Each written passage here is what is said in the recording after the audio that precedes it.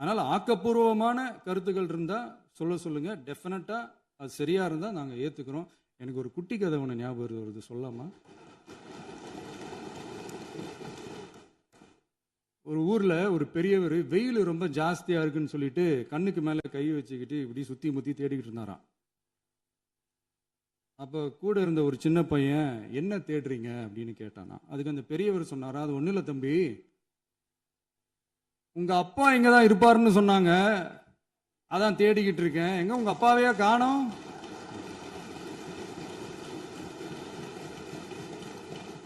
இல்ல, அந்த எங்களுக்கும் நக்கலா நையாண்டியா சம்பந்தம் இல்லாத குட்டி கதை இதெல்லாம் எங்களுக்கும் பேச தெரியும்.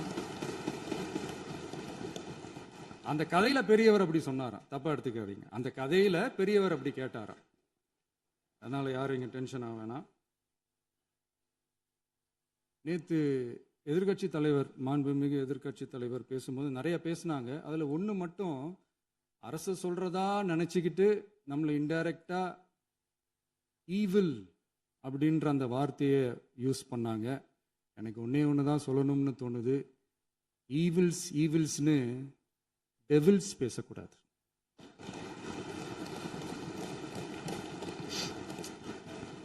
அவங்க இருந்திருந்தா ஒரு ஆக்ஷன் பண்ணணும்னு எனக்கு தோணுச்சு.